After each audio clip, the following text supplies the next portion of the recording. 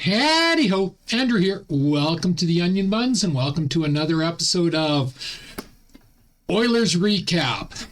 So, got the Oilers hat on, a little dirty, kind of old, but it's got personality. We'll go with that. So, Game 4, October 16th, Oilers versus New York Islanders. So, this should be an easy win. Super easy. Islanders have not won a game this season. They're not a offensive threat. There's absolutely no reason the Oilers should lose this game. Keep that in mind. So we get into the pregame, listening to 880 Chad, Bob Stauffer and them. And lots of discussion of who goes down when Wallman and Hyman come back. Now, Stauffer is still trying to push Philp being sent down. But literally everybody he talks to is telling him Philp will not clear waivers. And I've been saying this since the day he was signed to the Oilers, re-signed. It's like, we need to give him 30 games and see what we have because he will not clear waivers. And I've been saying this. And now everybody else is saying this except for Bob Stauffer, though by the end of the conversation, even Stauffer was starting to waver on this a bit, it sounded like. The truth is, Philp won't clear waivers. He will be instantly claimed if we try to send him down. Probably by the team we're playing tonight would be one of the biggest suitors because they are desperate to get some legitimate stars, and Philp could easily fit in their top six or even on their third line. You know, so they would snap him up like that. And there's other teams. So you can't send Philp down. You just can't. You have to put him in the lineup and you have to give him 30 games. So we know what we have. If he's failing after 30 games, okay, we wash our hands, we send him down. If he gets claimed, okay, we've tried. But thus far, in the 2 games he played, he was our best forward, bar none. You know, the first game he had the unlucky bounce. But again, that's happened to so many of our players, including Leon and McDavid. So, you know, it happens to the best. You can't hold one unlucky bounce against a young player. But other than that, he's been everything we've wanted from him. So I really don't understand Knobloch putting him in the press box last game, and he's got him in the press box this game. And I think it's an absolute travesty. I really do. Then they bring up Regula. Why would anyone look at trying to push Regula down to the minors? Him and Nurse have been our best defensive pairing. Now, it sucks that he got injured off the hit on Kane. And again, that was a legitimate clean hit by Kane. So don't hate on Evander Kane for playing the game the proper way.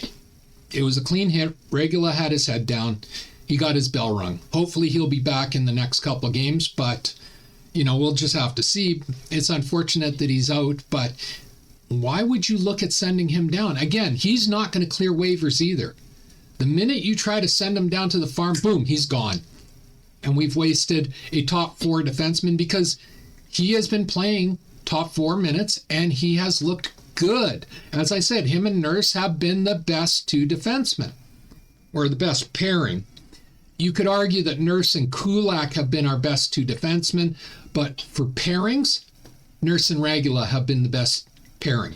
So yeah, I don't get why they're talking about that. You know, it's a ridiculous concept. I don't even know why they're bringing it up. It should be an absolute no-go, period. You know, but it seems like Stauffer is kind of scrambling to say any name but Howard and Savoy. He's treating them like he treats Bouchard, where they can do no wrong. And, you know, even though they've done nothing to date, though I will say Savoy had a really good game tonight, his best game he's had thus far. But even though those 2 have done nothing in the first 3 games, Stauffer is talking about them like they should be locks on the team. And he even says, oh, we got to put them up in the top 6. No, they got to earn their way into the top 6. You know, and if they can't earn their way in the top 6, then they shouldn't be on the team, because if they're not in the top 6, they're not doing what they were signed to do. I'm sorry, I know Savoy gets penalty killing in that, but his claim to fame is offense. That's what he was signed to bring.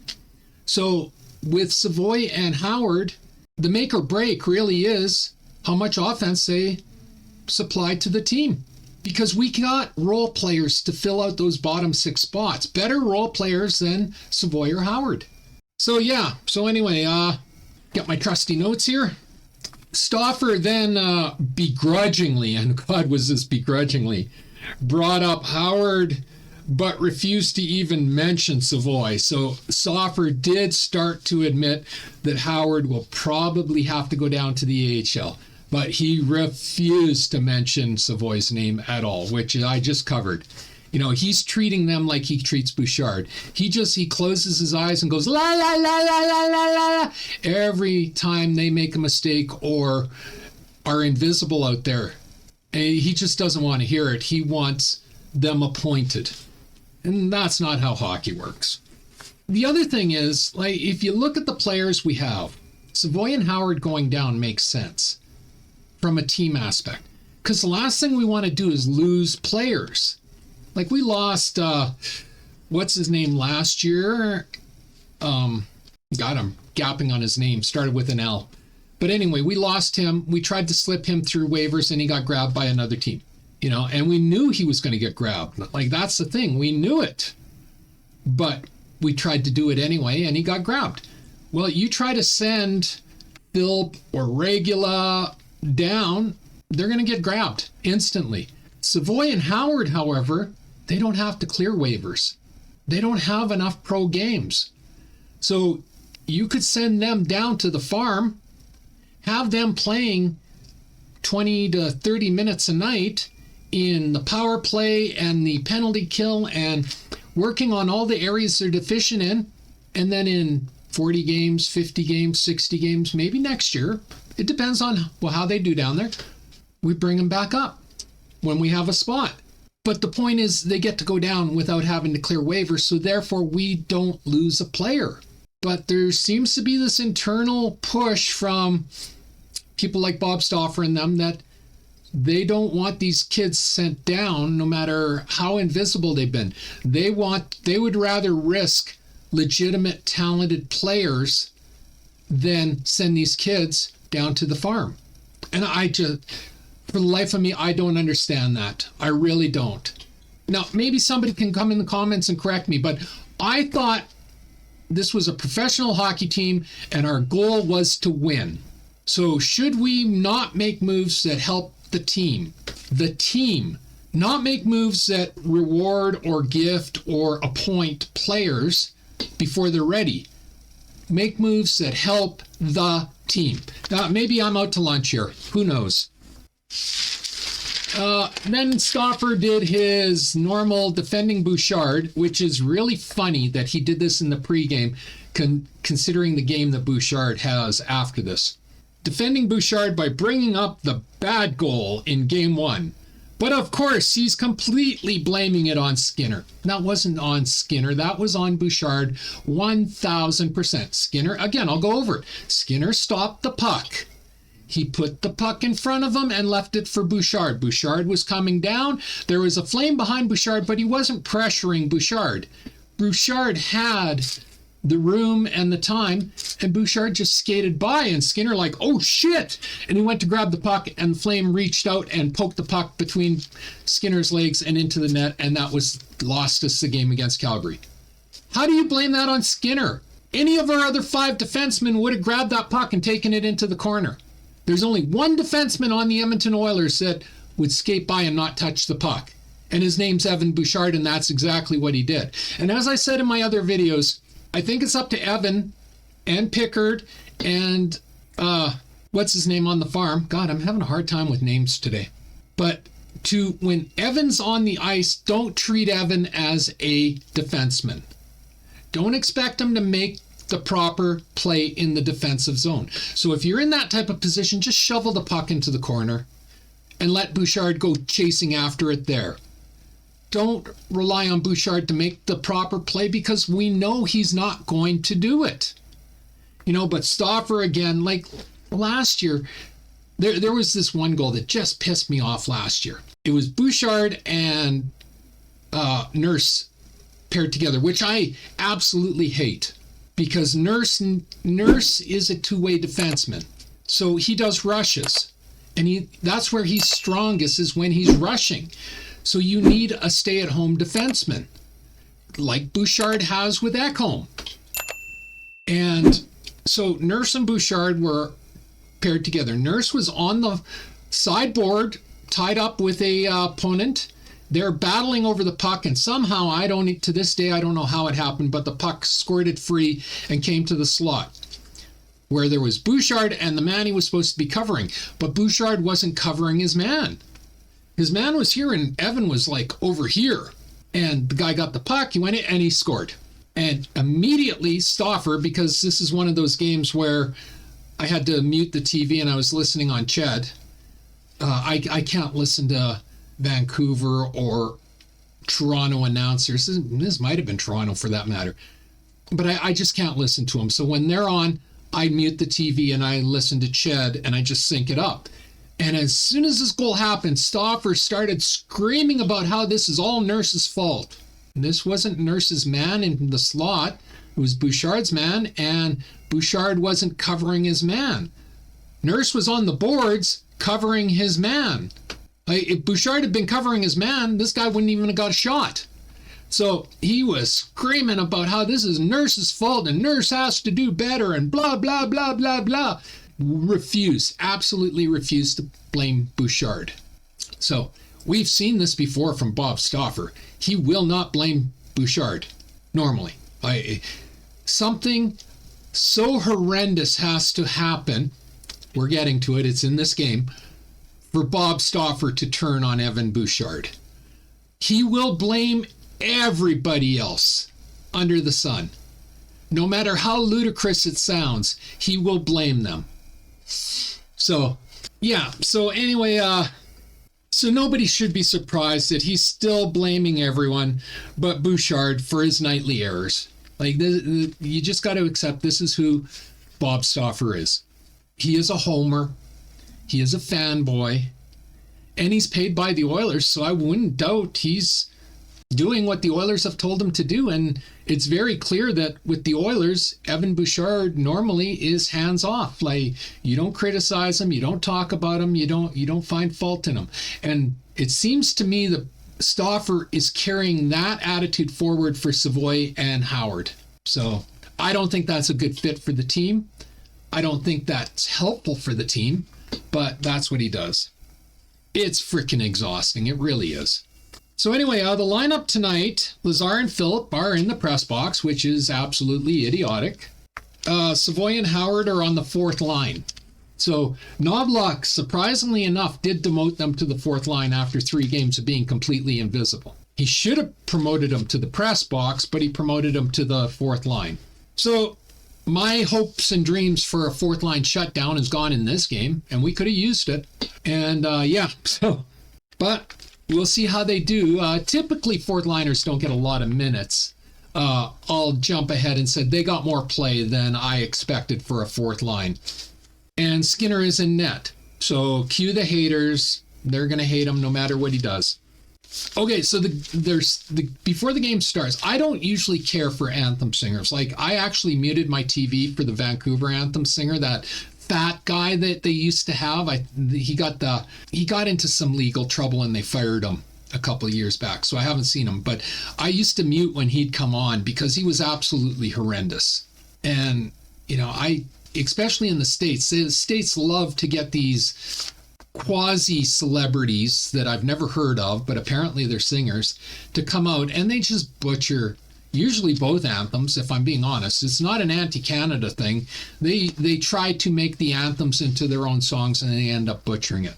So I'm not usually an anthem fan, but holy crap, was the Islanders anthem singer really, really good.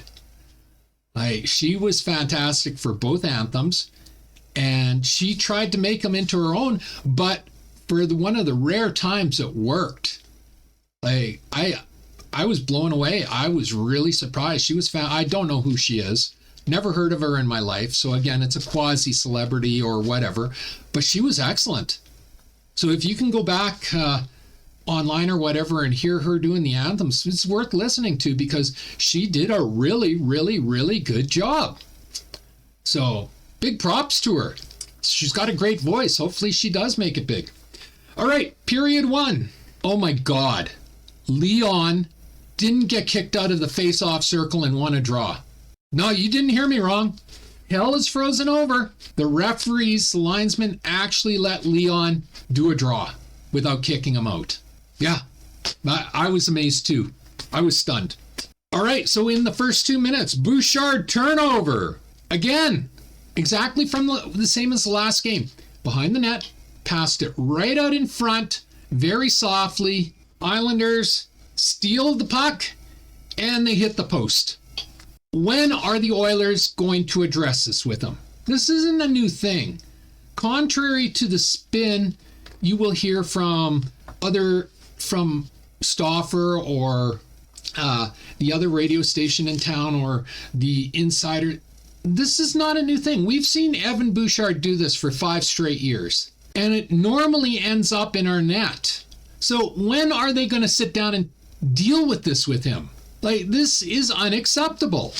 $10.5 million to give the opposing team a scoring chance every single game. I don't get it. All right, it's only 3 minutes into the game, but the Oilers look flat. And they did for the entire game for the most part. Another Bouchard turnover in the slot. Another Islander shot on net. I wonder who Stauffer's going to blame for this one. Surprisingly enough, Stauffer couldn't blame anyone, and he actually, for the second time in my life, I heard Bob Stauffer speak negatively about Evan Bouchard. So now hell has frozen over twice. Leon won. Leon didn't get kicked out of the face-off dot. Bob Stauffer actually was critical of Evan Bouchard. But, that's two turnovers in the first 5 minutes of the game. Thankfully, neither ended up in our net, but just by luck of the draw, Skinner made an awesome save, and the other one beat Skinner but hit the post. But these aren't on Skinner; these are on Bouchard. McDavid draws a penalty at 15:15, and then 17 seconds later, McDavid gets called for a penalty. So it's a 4-on-4. Skinner seemed to be on his game today, for the most part. Oh, Bouchard, third turnover of the game and this period. He flat out turns the puck over and gives the Islanders a breakaway, and they score. Barzal. And I can already hear the hate online coming for Skinner that he didn't stop a breakaway. And before anyone thinks I'm being unrealistic, I happened to visit Oiler Nation online before I started filming. I saw at least 50 posts blaming Skinner. And about 5 posts saying, he can't stop a breakaway. What good is he? These toxics in our fan base, they really need to shut the hell up already. You guys are morons. You really are. Yeah, when this goal went in, I could hear Stauffer in my head because I was watching the TV, not the radio this time, but I could hear Stauffer. Sometimes you just got to get a save. So anyway, 1-0 Islanders. The Islanders take a penalty at 2:39. Oilers power play. Oilers goal from Leon, from McDavid and Tomasek. It was a nice little tic-tac-toe play. 1-1. 19 seconds into the power play. So it was a nice little goal. We've seen it all before. The difference is it was Tomasek this time, so he's started to find his groove with them. Then right at the end of the period, oh my frickin' God, Skinner just absolutely bails out another Bouchard turnover. 4 in one period. This one in the defensive zone. It was an absolute 5-bell save by Skinner. Like, if Skinner wasn't on his game, this easily could have been 4-0 or 4-1 for the Islanders in the first period, all because of Evan Bouchard. That was the end of the first. Shots on net were 6-11 for the Islanders, so we only got 6 shots on net in the first period. They got 11. They got one in, but Skinner was doing really well. I wrote they need to wake Bouchard up on the bench or bench him. This is bad even for him. But here's the problem. They will never bench Evan Bouchard. He's untouchable on this team. And, well, I'm going to rant and rave and call him out. I understand this now. He's untouchable. I still think he has nudie pictures of people, of management, and that's why they keep ignoring all these screw-ups. All right, second period. Ouch. Kulak unloads a slap shot. Sirikas flares out his leg and takes the puck directly to his calf muscle. Barely able to skate off the ice. You don't like seeing any player from any team injured. And Sikas, I don't know exactly how you pronounce his name. He did come back, so it's just like a Charlie horse or whatever. But you don't like seeing any player injured. But this is what I've been screaming about for Bouchard to do, because when you do this, it makes them wary of blocking shots in the future. It makes them hesitant. And when they're hesitant and wary, that opens up ice for your forwards down there, or allows you to get more shots through. But for some reason, Bouchard this year will not utilize the slap shot. He just won't do it, and he will not shoot into the crowd. So, while I was cringing about how it looked, it was the right play by Kulak. Now, absolutely nothing wrong with that play. Then RNH scores at 11:07 from Emberson. RNH picked the top corner. What have I been preaching? Shoot high. And Riddick was really bad for this. You would see as soon as the puck would get over the blue line, he was on his knees. That early. Anytime the puck was in the offensive zone, Riddick was on his knees. How do you beat a goalie like that? You shoot high. And that's exactly what RNH did. 2-1 for the Oilers. Tomasic takes a holding penalty at 18:44. Then the Islander, we kill off the penalty. Our penalty killing was really good. The problem was we gave them too many penalties, power plays. That was what sunk us in the end. Otherwise, our penalty killing was good. I think they killed off 5 before ultimately giving up a power play goal on the 6th penalty. And you give up 6 power plays, chances are the other team's going to score at least one. Then the Islanders took a penalty at 2:59. Romanoff cross-checking. We're on the power play. Didn't help us.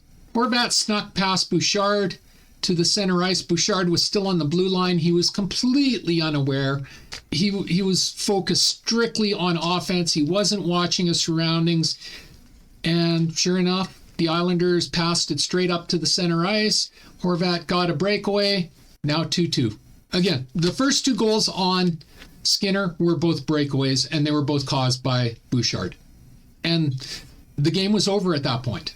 If that was the turning point, the game was over. So that's, if you're counting, that's 5 gross mistakes by Bouchard. And he wasn't done. Nope, he wasn't done yet. So Horvat scored a shorthanded goal at 2:04 of the second period.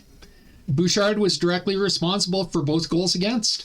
2-2. Then in the dying seconds of the second, Nurse shows how to play defense and masterfully breaks up a clear 2-on-1. They didn't even get a shot on net. He played it perfectly, and he got that puck and he got it away, and it was a master class on how to play a 2-on-1. And ironically, I still see Toxics online screaming that we need to trade Nurse and he's garbage. Nurse was our best defenseman tonight. And he's been our best defenseman for the first 4 games, if we're being honest. McDavid breaks down the side for a quasi-breakaway. Riddick stands tall. McDavid shot low. And what I noticed is for the rest of the game, all our shots were ice level again. And you've heard me talk about this before. Riddick is on his knees. The minute the puck crosses the blue line, Riddick goes to his knees. And we're trying to shoot low. I don't understand why this is such an issue. I really don't. For the intelligence and the skill of the players we have, why can they not shoot high? Or why won't they shoot high? I guess that's the better way to frame that question. At the end of the second, after the Bouchard did get benched for all of 1 shift, but it was enough to finish off the second period. Ekholm is now with Kulak at the end of the second. Be interesting to see how much Bouchard plays in the third. Here, I'll do a spoiler. he played his normal shifts in the third. He wasn't punished at all except for the last minute of the second period. Any other player with 5 grotesque turnovers and screw-ups wouldn't see the ice again for the rest of the game. Bouchard got 20 seconds, 1 minute, somewhere around there on the bench, and then all was forgiven. And this is part of the problem with this team. I'm telling you right now, this is part of the problem with this team. So end of the second, it's 2-2, shots on goal, 23-18 for the Oilers. The Oilers got 17 shots in the second period. The Islanders got 7 shots in the second period. So they had a strong period shots on net-wise. They just weren't very good shots. This is where I was floored. In the intermission, Bob is eating massive crow in the intermission regarding Bouchard. Bob and Gene, however, they're admitting, they're trying to soothe it. It's like, oh, well, this is the worst game I've ever seen Bouchard play. It's not the worst game. I've seen these games from him before. We all have. Bob just has very selective memory on this. There was a season after Keith retired and before we got Ekholm that Bouchard was minus 29, minus 35, something like that. He was an absolute freaking nightmare out there. So anyway, Bob and Gene keep saying, young in his career. Bouchard is no longer young in his career player and has been mentored by Keith, Ekholm, and Coffey. Most D-men in the NHL would die for that type of mentorship. I don't think Bouchard learned a damn thing off on any 3 of them. I really don't. He just keeps doing the same thing he's been doing all these years. The difference is, and I said this last year, Ekholm is slowing down so he can't cover Bouchard's mistakes the way he did when he first came to the team. And now we're seeing it cost the team because Bouchard's just doing the same thing he's been doing for 5 years now. It's just Ekholm can't cover them all anymore. There's the difference. And that's not Ekholm's fault. We all get older. That is Bouchard's fault for not improving his defensive play and his awareness out there. Stop creating excuses for his nightly mistakes already. Really, stop it. It's not unthinkable to call him out on his mistakes. Maybe if enough people call him out, he'll actually take it to heart. I think part of the problem is that he has been so protected and so coddled that he's not used to being held accountable, which is something I've talked in my previous videos, is this team has a bad legacy of no accountability. They give players, undeserving players, spots. They don't do the accountability. We need these players to be accountable for their actions. Maybe the Bob Stoffers and that have created this problem, or maybe not created it, but expanded this problem because they refuse to hold him accountable. All right, so we go to the third period. Ekholm takes an interference penalty. It was an obvious pick play at 17:33. Islanders power play. Savoy draws a hooking call. So now it's 4-on-4 for 17 seconds. Savoy is having his best game of the season. He's drawn 2 penalties and made some good reads. Now, I want to temper that. Savoy is there to score goals for offense. That is his number 1 job, and he has not done that. So I'll give him props for utility play, but we have players in the press box that can do that same utility play better than him on a nightly basis. This is one good game for Savoy. Philp can do this every single game. Lazar can do this every single game. So, while I'm going to give Savoy props for his strongest game, it's still far from what he needs to do to make this team. Howard has been mostly invisible with some low impact turnovers. So he hasn't cost us. He just hasn't helped us. The more I see Howard play, the more I see that he's not ready for the NHL. He needs to go to the farm, whether certain pundits out there want to hear that or not. Stetcher takes a tripping penalty at 8:42. Islander power play. Another nice save by Skinner. How he saw this one, I don't know. It went through 5 people screening him.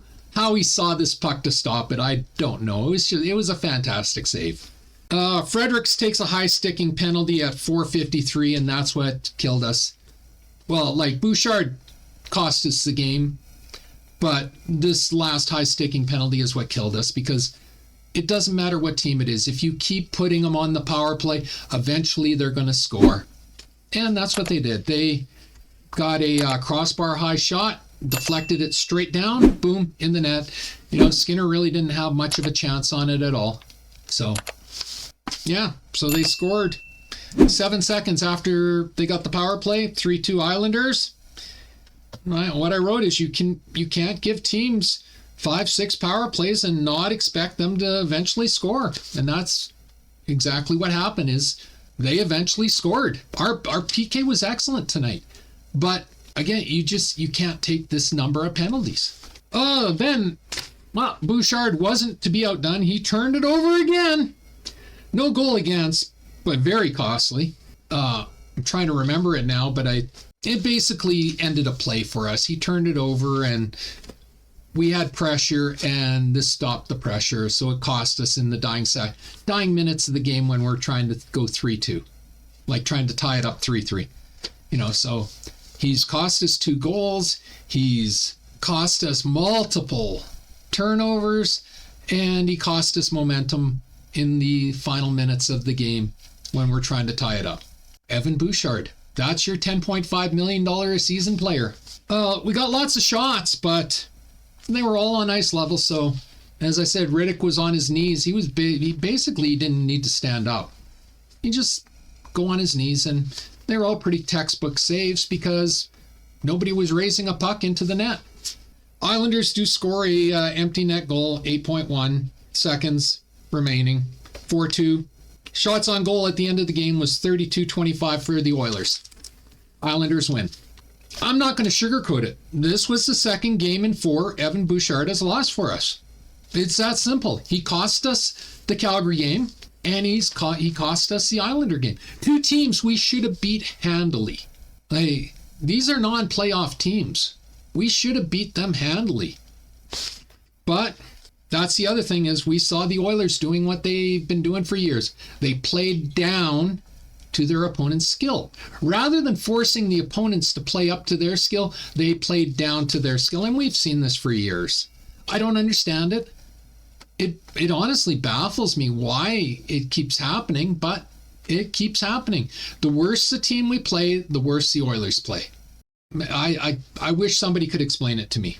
If I were the coaches, now I know this is not going to happen. I'm just saying, if I was the coach, this is what I would do.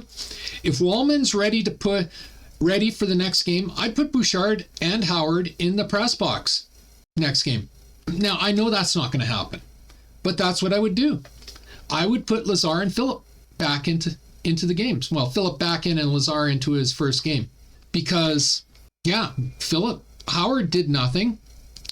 And Bouchard he lost us the game. He was a frickin' train wreck out there. Again, any other player on that team other than McDavid and Draisaitl, they'd be benched in the first period and wouldn't see the ice again, So my 3 stars for tonight's game are RNH, Leon. They were our goal scorers. And then I got to give it to Darnell Nurse again. He was our best defenseman, though you could make the argument about Kulak, but I dock Kulak for the because he plays on the third pairing. It's hard to give Kulak the best defenseman of the game because he plays on the third pairing.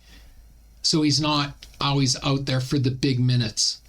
Darnell is, and Darnell was a beast out there. He was flipping and flopping and diving and stopping pucks and getting into scrums, and he had a few nice rushes too. So he did everything you could ask for him as a second pairing defenseman. And you got to remember, he's paired with Stetcher, so effectively he's a third pairing defenseman as well when he's paired with Stetcher, because Stetcher's not a second pairing defenseman in this league. He's a number 7 defenseman, So anyway, my 3 slugs, I'm going to change it from GOAT because some people got confused thinking I was saying greatest of all time. So I'm going to change it to 3 slugs of the game. Evan Bouchard, Isaiah Howard, and Evan Bouchard. He deserves it twice. So what I'm going to do with my 3 stars is I am going to keep track and give 1 point for each player I give a star to, and a -1 for each each player I give a slug to. And then at the end of the season, I'll tally it all up and I'll make a video on who impressed me this season and who didn't through the 3 stars and 3 slugs. The next game is Saturday versus New Jersey. It is rumored that Lazar is going to draw in versus New Jersey because that's his old team. So, they love to put players against their old teams. I don't really understand it other than maybe, the goalies, but yeah, they love putting in players against their old teams. So there is talk that Lazar will be in. So I would bet that Howard comes out, which means probably Philip is going to be in the press box for his 3rd straight game, which again is absolutely ludicrous to me. It really is. And yeah, and the game is at 1:30 p.m. Mountain Time, 3:30 p.m. Eastern Time on Sportsnet. So it's a matinee game. We don't have the best history on matinee games, but hopefully we can pull off the win. Also, we'll be facing against Connor Brown, the old Oiler from last year. He started off the year quite well on New Jersey in their top 6, and he seems to have found his legs again, so he's doing good, and props to him. I always liked Connor Brown. I thought he struggled last year with Adam Henrique, and that slowed him down, but otherwise I really liked Connor Brown. We could not pay him $3 million a year. So I did not blame Connor for taking the New Jersey offer. So anyway, that's my Let's Talk Oilers Game 4 recap. Oilers versus Islanders. It was a flat game for most of the game. They were not on the ball, which I covered is, they love to play down to their opponents. And then when they play a skilled opponent, unless it's Toronto, and then they just, I don't know why they constantly lose to Toronto, because Edmonton's by far the more skilled team, but they play down to their opponent's skill rather than forcing their opponents to try to play up to theirs. So that's basically what happened now. This game is they played down to the Islanders' skill, and that's the Islanders' game, and they won 4-2. I'm seeing stuff online bashing Nurse, bashing Skinner. This game was not on Skinner or Nurse. I very nearly put Skinner in one of the top 3 stars. I really, really considered it, but with a sub 900 save percentage, that was hard to do. Even though none of the 3 goals were not on him, it's like, sub 900. I don't think a goalie should be accredited for a sub 900 performance, but I don't blame him for the loss. This loss is not on Stuart Skinner. He played fine, and he made some big saves. And as I said, online, they're blaming Skinner, they're blaming Nurse, and they're blaming Bouchard. Some of them are echoing, oh, blah, blah, blah. It's like I said, it's exhausting. I really do wish the toxics of our fan base would just go be Leaf fans. They'd fit right in there, and then we wouldn't have to deal with them. So anyway, that's my video for today. If you like this video, leave a like, a subscribe, and a share. I'm trying to grow my channel, and a like, a subscribe, and a share does me wonders, and I do appreciate it. Takes 1 second to subscribe, costs you absolutely nothing, helps me immensely. Just hit the subscribe button on the bottom of the screen. Always feel free to leave a comment. I encourage everybody to leave a comment. Please come in, leave a comment. Tell me, what do you agree with? What do you disagree with? As long as you're not an asshole about it, I have absolutely no problem with people disagreeing with me. And I won't try to mock you for disagreeing with me. And yeah, and the other reason I'm asking you to leave a comment is it really does help me with the YouTube algorithm and getting more eyes on my videos. And as always, pew, pew, pew, and shit. Thanks for watching. Have a great day. Bye.